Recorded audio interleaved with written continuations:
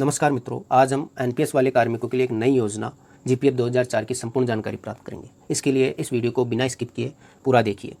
सबसे पहले अपन राज्य कर्मचारी जो हैं उनको पेंशन योजना के आधार पर डिवाइड करते हैं। सबसे पहले आता है ओपीएस योजना, ओल्ड पेंशन स्कीम योजना। इसके अंतर्गत वे जो कार्मिक आते हैं जो 1/1/2004 के पहले के नियुक्त थे। तो 1/1/2004 के पहले के लिए जो कार्मिक हैं उनके लिए एक योजना है, अनिवार्य योजना, जीपीएफ अंशदायी योजना। इसके अंतर्गत जो है वो मासिक रूप से एक अंशदान उनको जमा कराना होता है। तो इस प्रकार से ओपीएस योजना के अंतर्गत 1/1/2004 के पहले के कार्मिक आते हैं। उसी प्रकार से एक नई पेंशन स्कीम योजना है, नेशनल पेंशन स्कीम योजना।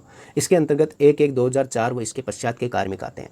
अब अपन जो बात कर रहे हैं नई जीपीएफ 2004 योजना, तो न्यू जीपीएफ 2004 योजना एनपीएस वाले जो कार्मिक हैं उनके लिए लागू की गई है, न कि ओपीएस वाले कार्मिकों के लिए। तो इस प्रकार से अपन सीधा सा देखें तो न्यू जीपीएफ 2004 योजना जो है वो एनपीएस वाले कार्मिकों के लिए लागू की गई है। अब बात करते हैं जीपीएफ 2004 की। जीपीएफ 2004 के लाभार्थी कौन कौन से होंगे, तो पहले हमने देखा है कि जो एनपीएस के जो लाभार्थी हैं वही जीपीएफ 2004 के लाभार्थी होंगे। इसका मतलब 1/1/2004 व इसके पश्चात के जो सभी राज्य कर्मचारी हैं वो इस नवीन योजना के लाभार्थी होंगे। अब इसका मुख्य उद्देश्य क्या है उसकी बात करेंगे अपन। तो इसका मुख्य उद्देश्य अपन देखें तो कोविड-19 के कारण जो बोनस की राशि थी वो 100% नहीं देकर केवल 25% अपने को देना था, और बोनस की जो 75% तक का जो अंशदान था वो एक जो जीपीएफ वाले खाते में वो क्रेडिट करना था। अब जो ओपीएस वाले कर्मचारी थे उनके लिए तो एक जीपीएफ जो खाता है वो पहले से ही खुला हुआ है, तो उस प्रकार से उसके अंदर वो क्रेडिट हो जाएगा।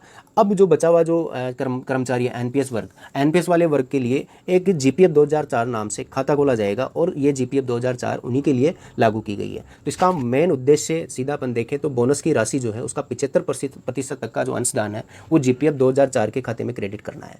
तो इस प्रकार से इसका मुख्य उद्देश्य बोनस की राशि का 75% तक का जो अंशदान है वो जीपीएफ 2004 के खाते में क्रेडिट करना है। तो इस प्रकार से ये योजना लागू की गई है। उसके बाद में अपन बात करेंगे किस प्रकार से ये क्रेडिट होगा। तो उसके लिए एसआईपीएफ जो पोर्टल है उस पर एम्प्लॉय आईडी के माध्यम से जो है वो जीपीएफ राशि 2004 के खाते में जो है क्रेडिट हो जाएगी। तो इस प्रकार से ये लागू की गई है। इसके बाद में अपन बात करते हैं कि ये जो है योजना के महत्वपूर्ण बिंदु कौन कौन से हैं। तो सबसे पहले अपन बात करते हैं कि इसकी जो योजना है वो पेपरलेस योजना के अंतर्गत आएगी, मतलब ये इसका जो सारा प्रोसेस होगा वो ऑनलाइन होगा। उसके बाद में अपन बात करते हैं दूसरे पॉइंट की, तो जीपीएफ योजना का जो है वो सिस्टम जनरेटेड एक खाता जो संख्या है वो अपने को प्राप्त होगी। तो जीपीएफ योजना के लिए एक सिस्टम जनरेटेड खाता संख्या एसआईपीएफ पोर्टल से आप देख सकते हैं। इसके लिए आपको एसएसओ पे लॉगिन करना है और एसआईपीएफ जो पोर्टल है उस पर जाना है। उसके बाद में आपको ट्रांजैक्शन में जाके आप उसमें मिसलेनियस में जाएंगे तो आपको ये सारी चीज़ें दिख जाएगी।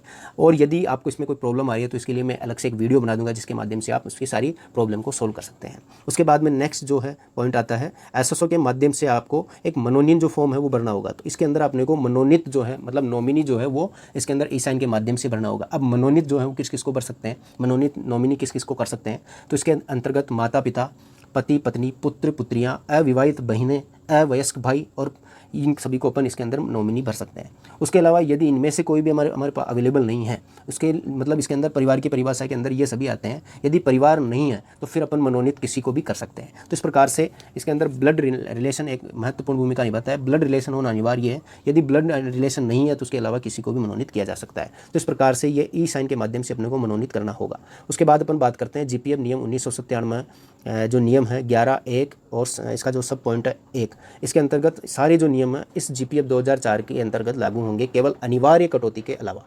तो इसके अंदर जो है अपन देखें तो जीपीएफ नियम 1997 के अंतर्गत सभी नियम लागू होंगे, केवल अनिवार्य जो आहरण या कटौती के अलावा सभी प्रावधान इसके अंतर्गत लागू होंगे। मतलब अपन सीधा सा देखें तो वेतन से नियमित कटौती अपन नहीं करवा सकते। तो इस प्रकार से इसको अपन डिफाइन करें तो वेतन से अपन जो नियमित कटौती अपन करवाते हैं जैसे एनपीएस की होती है, तो उस प्रकार से अपन इसके अंदर नहीं करवाए जा सकती। उसके बाद में अपन देखेंगे कि यदि कोई इसके अंदर पैसा कटवाना चाहता है, मतलब इसके अंदर अपन पैसा यदि अपनी इच्छा के अंदर अनुसार कटवाना चाहते हैं तो उसके लिए अपने को क्या करना होगा, इसके लिए अपने को डीडीओ के एडवाइस प्रस्तुत करना होगा, और इसके अंतर्गत अपने को एसआईपीएफ पोर्टल के माध्यम से अपने को पैसा जमा कराना होगा। तो इस प्रकार से डीडीओ को एक एडवाइस प्रस्तुत करना होगा और एसआईपीएफ पोर्टल के माध्यम से अपने को ऑनलाइन डिपॉजिट की यूटिलिटी का उपयोग करते हुए स्वेच्छा से अपन राशि जमा करा सकते हैं।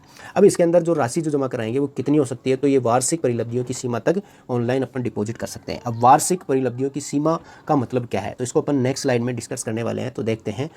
तो सबसे पहले अपन बात करते हैं वार्षिक परिलब्धियों का। वार्षिक परिलब्धियों का मतलब क्या है, तो वार्षिक परिलब्धियों का मतलब है एक वित्तीय वर्ष में रनिंग पे मैट्रिक में प्राप्त होने वाले वेतन परिलाभ से। तो इसका मतलब क्या हुआ कि एक वित्तीय वर्ष के अंदर जो रनिंग पे ग्रेड अपनी पे जो मैट्रिक्स है उसके अंदर अपना जो वेतन बन रहा है और उसका जो भत्ता बन रहा है, उन सभी का जो एक साल के अंदर जो प्राप्त हो रहा है उसके अंतर्गत जितनी भी राशि आ रही है तो उसके तक अपन इसको जमा करा सकते हैं। तो इसका मतलब क्या हुआ कि वार्षिक परिलब्धियों का मतलब हो गया कि एक वित्तीय वर्ष में रनिंग पे मैट्रिक के प्राप्त होने वाले जो वेतन परिलाभ हैं तो उसके अंतर्गत जो जितनी भी राशि आएगी उतनी ही राशि तक अपन जमा करवा सकते हैं।